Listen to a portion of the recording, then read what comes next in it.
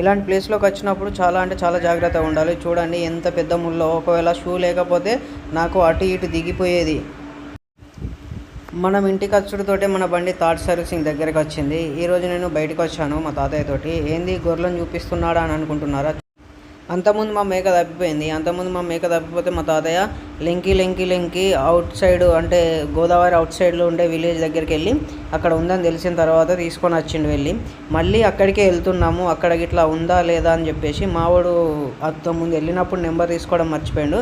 ఒకవేళ నెంబర్ తీసుకున్నా కానీ దాన్ని చేంజ్ చేస్తారు కావచ్చు అని చెప్పేసి మేము దగ్గరుండి వెళ్ళిపోతున్నాము. ప్రజెంట్ అయితే మనం ఇక్కడికి మన దగ్గరికి వచ్చాము. మన దగ్గరికి వచ్చి చూసేసరికి మన బండి సర్వీసింగ్కి వచ్చింది. దాన్ని మనం కరీంనగర్ వెళ్ళిన తర్వాత థర్డ్ సర్వీసింగ్ ఫ్రీ ఉంటుంది, అది చేయించుకోవాలి. మనం ఈ మందలం మన మేక ఉందా లేదా చూసుకొని ఉంటే తీసుకొని వెళ్ళాలి, లేకపోతే మళ్ళీ వాళ్ళకి కాల్ చేయమని చెప్పాలి. ఎందుకంటే ఒకవేళ మళ్ళీ యాడ్ అయితే మాకు ఇన్ఫామ్ చేయండి అని చెప్పేసి మనం నెంబర్ ఇచ్చి వెళ్దాము. వీళ్ళు కూడా వేరే మందల నుంచి మేకలు వస్తే వాళ్ళు కూడా చెప్తారు, మన ఊరికి కాల్ చేసి, అంటే కాసే వాళ్ళు ఉంటారు కదా, వాళ్ళకి కాల్ చేసి మీ ఊరి నుంచి మేకలు ఏమైనా తప్పిపోయినాయా, మా మందలా కలిసినాయి అని చెప్పేసి చెప్తారు. ఒకవేళ ఉంటే తీసుకెళ్ళిపోవచ్చు. వీళ్ళు కూడా ఏం చెయ్యరు వాటిని.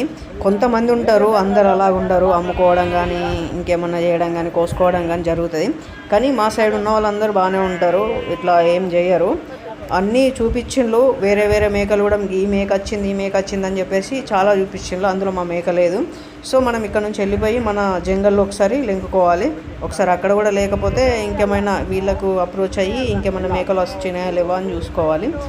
ఇంతే గైస్, ఈ వీడియో మీకు నచ్చినట్టయితే లైక్ చేసి షేర్ చేసి సబ్స్క్రైబ్ చేసుకోండి.